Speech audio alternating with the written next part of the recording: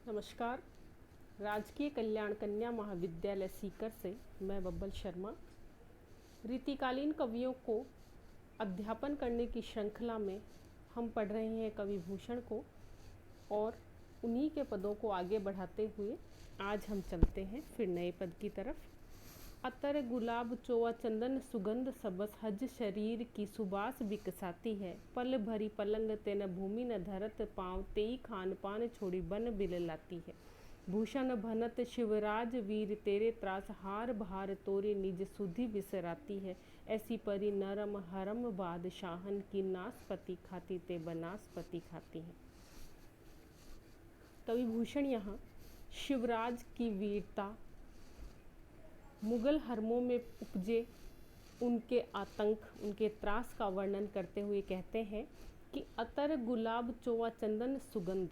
अतर, इत्र, गुलाब, चोआ जो सुगंधित पदार्थ हैं उनसे बने हुए दिव्य लेप और चंदन की सुगंधों से जिन रनिवासों की रानियों के, जिन मुगल बादशाहों की जो अर्धांगिनियां हैं, जो हरमों में निवास करने वाली स्त्रियां हैं, उनके शरीर की सुबास, सुबास का अर्थ है सुगंधित, जो खुशबू है उनकी, सुगंधित पदार्थों से जो निकलने वाली सुंदर वास है वो चारों तरफ फैलती हुई दिखाई देती थी। अर्थात सुगंधित पदार्थों का, सौंदर्य प्रसाधनों का जो भरपूर मात्रा में उपयोग करती थी।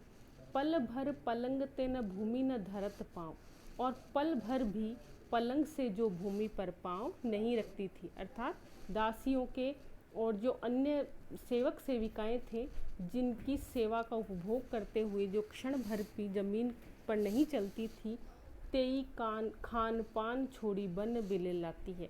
वही मुगल स्त्रियां अपने हरमों को छोड़कर, अपने सौंदर्य प्रसाधनों को छोड़कर, अपने विलास के उपकरणों को छोड़कर और समस्त खान पान को, समस्त सुगंधित 56 भोगों को छोड़कर वन बिललाती है। वनों में बिललाती हुई, व्याकुल होती हुई, रोती बिलखती हुई फिर रही है।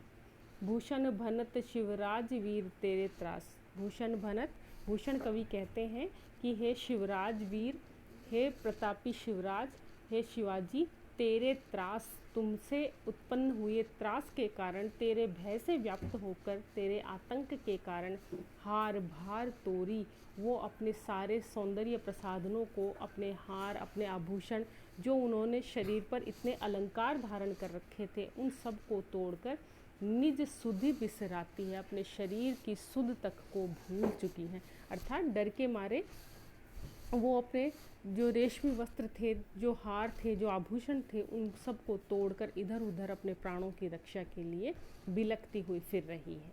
ऐसी परी नरम हरम बादशाहन की, और आपके प्रताप के कारण जो बादशाह थे, जो मुगल रनिवासों में रहने वाली रानियां थी, उनकी स्त्रियां ऐसी नरम पड़ गई हैं। उनका जो आतंक था, उनका जो अपने सेवक सेविकाओं के प्रति जो दबदबा था, उसका भाव इस तरह से समाप्त हो गया है। नासपति खाती ते बनासपति खाती हैं, कि जो फल फूल का सेवन करने वाली स्त्रियां थी, जो नाशपति खाने वाली स्त्रियां थी, ते वही स्त्रियां बनासपति खाती हैं। वनस्पतियों का, वन में उपजने वाले जो कंद मूल हैं, उनका सेवन करती हुई फिर रही है। इस पद में कवि भूषण ने शिवाजी के प्रभाव का जो वर्णन रनिवासों पर पड़ा, जो फर्क हरमों पर पड़ा, उन स्त्रियों का यहाँ पर वर्णन किया है। अनुप्रास अलंकार के माध्यम से ये वर्णन यहाँ पर भूषण वीर रस और ओज रस का कर रहे हैं। अगले पद की तरफ हम चलते हैं। सौंधे को आधार किशमिश जिनको आहार, चार अंक लंक मुख चंद के समानी है। ऐसी अरे नारी शिवराज वीर तेरे त्रास, पायन ते छाले पर काय कोमहलानी है। वृषम की तपति की विपत्ति न कान सुनी, कंज की कली सी बिनु पानी मुरझाई है। तोरी के छरा सो अक्षरासी यो नियोरे कहे, तुमने कहे ते कंत मुक्ता में पानी है। सौंधे को आधार, वही उनकी विलासिता का वर्णन यहाँ पर, कि जिनके आधार अर्थात जिनके भोजन थे वो सौंधे, सुगंधित पदार्थों से युक्त थे, बड़े ही सुस्वादु और सुगंधित भोजन को जो ग्रहण करती थी, किशमिश जिनको आहार, और जो महंगे मेवे थे, जो महंगे कंदमूल थे, किशमिश बादाम जैसे पदार्थों का जो आहार लेती थी, जो सेवन करती थी, 4 अंक लंक, और जिनकी लंक अर्थात जिनकी कमर 4 अंक के समान अर्थात घुमावदार बड़ी पतली और सुंदर जिनकी कमर थी, मुख चंद्र के समान ही है, और जिनके मुखमंडल चंद्रमा के समान उज्जवल थे, चंद्रमा के समान सुंदर जिनके मुख थे। ऐसी अरि नारी शिवराज वीर तेरे त्रास, हे शिवराज, हे वीर, हे शिवाजी, तुम्हारे त्रास से ऐसी अरि नारी, अरि अर्थात शत्रुओं की जो स्त्रियां थी, अर्थात मुगल बादशाहों की जो स्त्रियां हैं, वो स्त्रियां तुम्हारे त्रास से, तुम्हारे भय से आतंकित होकर पायन में छाले परी भागती हुई वनों में पहुंच गई हैं। उन्होंने अपने महलों का, हरमों का त्याग कर दिया है और वनों में भटकती हुई फिर रही हैं, जिससे पायन में छाले पड़े, जिससे उनके पैरों में छाले पड़ गए हैं, क्योंकि बड़ी कोमल थी और उन्होंने कभी परिश्रम को अपनाया नहीं था, कभी जिन्होंने अपने पलंगों से धरती पर पाँव नहीं रखे थे, तो भागने से, पृथ्वी पर चलने से जिनके पैरों में छाले पड़ गए हैं, काय कुम्हलानी है, और जिनकी सुकुमार काया कुम्हला गई है, मूर्छित हो गई है, अर्थात जिनके शरीर हैं वो सुस्त पड़ते हुए, क्षीण पड़ते हुए दिखाई दे रहे हैं। ग्रीष्म की तपती की विपत्ति ने कान सुनी, ग्रीष्म की जो गर्मी है, जो तपन है, उसकी विपत्ति, उसकी जो कठिनाई वाली स्थितियां हैं, वो कान ने सुनी। उन्होंने कभी देखना तो बहुत दूर की बात है, उन्होंने कानों से भी जिस स्थिति को कभी नहीं सुना था, वो स्त्रियां कंज की कली सी, कंज की कली अर्थात कमल की कली के समान, कमल के समान कोमल शरीर वाली स्त्रियां हैं, बिनु पानी मुरझाई हैं। जिस तरह से कमल है वो बिना पानी के मुरझा जाता है, उसी तरह से गर्मी में बेहाल होकर इधर उधर व्याकुल हुई फिर रही हैं और मुरझाती हुई, कोई बेहोश हो रही है और कोई बड़ी शिथिल अंग वाली दिखाई दे रही है।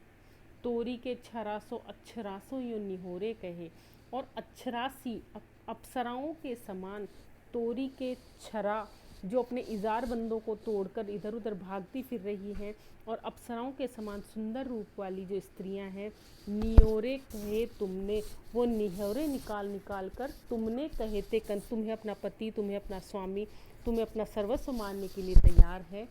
कंत पति मानने के लिए, अपना स्वामी मानने के लिए तैयार है।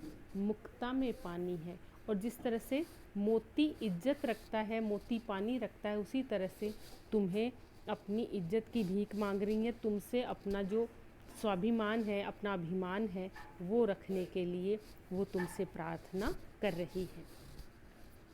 इस पद में कलीसी, अक्षरासी और मुखचंद के समान, इनमें उपमा अलंकार का वर्णन किया गया है, और स्त्रियों के त्रास का, उनकी विपत्तियों का वर्णन बड़े ही सुंदर रूप में यहाँ पर भूषण कवि ने प्रस्तुत किया है।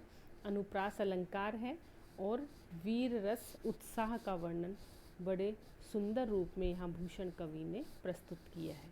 आज के लिए इतना ही। कवि भूषण के बाकी पदों का अध्ययन हम अपने अगले वीडियो में करेंगे। तब तक दीजिए इजाज़त। नमस्कार।